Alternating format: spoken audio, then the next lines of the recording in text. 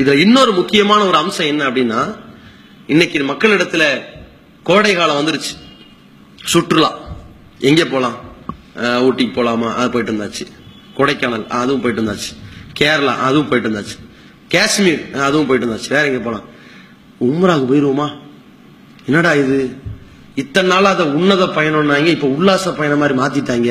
உம்ராவுக்கு போயிட்டு வந்துருவோம். சம்மர் டூர், ஒரு உம்ரா. வணக்க வழிபாடு செய்ய வேண்டிய இடத்துல, அல்லாஹ்வை அஞ்ச வேண்டிய இடத்துல, பாவ மன்னிப்புக்காக வேண்டி அழுக வேண்டிய இடத்துல, பிரார்த்தனை என்று இறைஞ்ச வேண்டிய இடத்துல இவங்க நிலைமை என்னடான்னு கேட்டா, நம்மளும் இப்படி கிளம்பிட்டாங்க. இதுல என்னடான்னா, ஒருத்தன் பிளைட் ஏறும்போது ஒரு போட்டோ, இறங்கும் போது ஒரு போட்டோ, மண்டையில முடி இருக்கும் போது ஒரு போட்டோ, முடி மொட்டை அடிச்ச பிறகு ஒரு போட்டோ, அல்லாஹ்வுக்காக உம்ரா செய்திருக்கேன் துவா செய்யுங்கன்னு மக்களுக்கு வேற ஒரு ஸ்டேட்டஸ். செல்ஃபி முகம் கொண்டு போய் அங்க செய்திருச்சு. இவன் குழியில விழுகிறான், மேட்ல நிக்கிறான், போட்டோ எடுக்கிறான், அது ஒரு தனி ரகம்.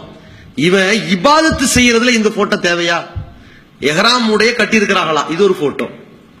எப்படி எஹ்ராம் கட்டுறது முறையை சொல்லித்தர புரியலோ இல்ல, பெருமை. இந்த உம்ரா செய்திருக்கிறோம், மக்கள்கிட்ட போயிருச்சு இல்ல. அவரு காபா ஹரம் ஷரீஃப், அந்த காபாக்கு முன்னாடி நிக்கிறாங்களா, அது ஒரு செல்ஃபி. அங்க அங்க அங்க எடுக்கிறான். ஒரு இடத்துல என்னடா, சஃபாவில் ஒரு ஆள் நின்னுகிட்டே இருக்கு, கையை நீட்டிட்டே இருக்கு. என்ன ரொம்ப நேரம் நீட்டுறான், இப்படி திரும்பி நீட்டுறான், அப்படி திரும்பி நீட்டுறான், அப்படி திரும்பி நீட்டுறான். அந்த சஃபாவில் இருந்து காபாவை பார்த்தாலும் கையை நீட்டணும், கையேந்தி துவா செய்வாங்க. இவன் என்ன மாறி எதிரில் ஒரு ஆள் செல்ஃபி ஸ்டாண்ட் வச்சு கேமரா எடுத்து நிக்கிறான். இப்படி திரும்ப அப்படி திரும்ப, ரொம்ப நேரம் அதுக்குன்னு நிக்கிறாங்க. வணக்க வழிபாட காணும். அப்ப இந்த மாதிரியான ஒரு நிலையில் இந்த வணக்கம் பாழாகிறதே. இதற்கு முன்னால் ஹஜ்ஜுக்கு போறேன் துவா செய்யுங்கன்னு ஊரையெல்லாம் கூட்டி சோறு போட்டவனுக்கும் இன்னைக்கு பேஸ்புக்ல ஸ்டேட்டஸ் போறவனும் எந்த வித்தியாசம்? ரெண்டு ஒண்ணுதானே, முடிஞ்சிருச்சு இல்ல? அத்தனையும் பாழாயிருச்சு இல்ல? மனிதனுக்காக வேண்டி செய்யக்கூடிய காரியமா மாறிடுச்சா இல்லையா?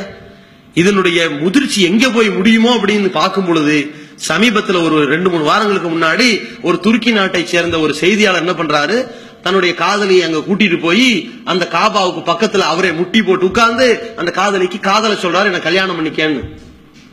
அதை போட்டோ எடுத்து பிரபலமா போடுறான். சவுதியினுடைய ஆலிம்கள் கடுமையான முறையில் கண்டிக்கிறாங்க. செல்ஃபி போட்டோ எடுப்பதற்கும் காதலை வெளிப்படுத்துவதற்குமான இடமல்ல இந்த காபா. வணக்க வழிபாட்டை நிறைவேற்ற வர வேண்டிய இடத்துல கொண்டு வந்து இப்படி எல்லாம் செய்யலாமான்னு கேட்கிறாங்களே, இதனுடைய முதிர்ச்சி எங்க கொண்டு விட்டுருச்சுன்னு பாத்தீங்களா? அப்ப நம்முடைய அமல்கள் எவ்வளவு பாழாகிட்டு இருக்கிறது. அல்லாஹ் இதை ஏற்றுக்கொள்வானா? எப்படிப்பட்ட இடம் அது? ஒரு வரலாற்று சிறப்புக்கு இடத்தை போட்டோ எடுத்தா வேற, சினிமா படங்களை போன்று அது ஒரு காட்சி பொருளாக்கி உல்லாச பயணத்திற்கென்று அதை வைத்துக் கொண்டு சுற்றுலா நடத்தக்கூடியவனுடைய அமல்கள் ஏற்றுக்கொள்ளப்படுமா? யோசித்து பார்க்க வேண்டும். நாளை மறுமையில எழுப்பப்படுகிற பொழுது எவ்வளவு லட்சங்களை கொட்டிட்டு போய் செய்த ஒரு உம்ரா அது. அட, உம்ராவுடைய கட்டத்துல ஒவ்வொருத்தனுக்கும் முதல் முறையிலையும் சரி, எத்தனை முறையிலும் சரி, அல்லாஹ்வை வணங்க வேண்டும். அந்த எஹ்ராமுடைய உடைய அணிஞ்சிட்டு காபாவை பார்த்தோம்னா கண்ணுல தண்ணீர் வந்து விடும். அப்படி கண்ணீர் வடிக்கக்கூடியவனாக இருக்கிறான் என்றால், அங்க போய் நான் இதை செஞ்சுட்டேன், செய்ய போறேன், துவா செய்யுங்க என்று ஒரு போட்டோ எடுத்து ஊர் உலகத்துக்கு பரப்புறானே, இது நல்லாவா இருக்கிறது? யோசிச்சு பாருங்க. அப்ப இத்தனை அமல்களை பாழாக்கக்கூடியதாக இருக்கின்ற இந்த மிகப்பெரிய ஒரு கிருமியாக இந்த நோய், இந்த புகழ் எதிர்பார்ப்பு, மக்களிடத்தில் இருக்கிற பெருமை பாராட்டுதல் என்கிற எதிர்பார்ப்பு இருந்தால் எப்படிப்பட்ட தியாகமா இருந்தாலும் மண்ணாகிவிடும்.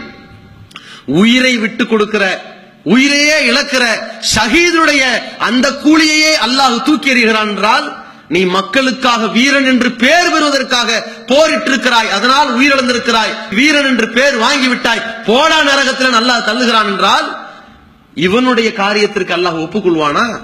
மக்கள்கிட்ட உம்ராவுக்கு போயிட்டு வந்து காட்டுறதுக்கு தானே செஞ்ச, அல்லாஹ்விடத்துல திருப்தி கொள்வதற்கு செய்திருக்கிறாயா என்று அதுவும் புறக்கணிக்கப்பட்டு விடுமே. அப்ப இதை நாம் கவனத்தில் கொள்ள வேண்டும்.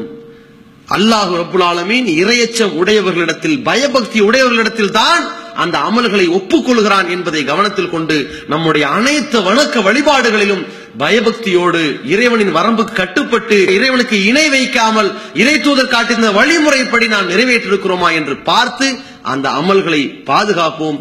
அமல்களை அழிக்காமல் பாதுகாப்பதற்கான அனைத்து ஏற்பாடுகளையும் முறையாக செய்து நம்முடைய நற்கூலிகளை இறைவனிடத்திலே நாம் பெறுவோம். கண்ணியத்திற்குரிய எல்லாம் வல்ல அல்லாஹ்வின் நல்லடியார்களே,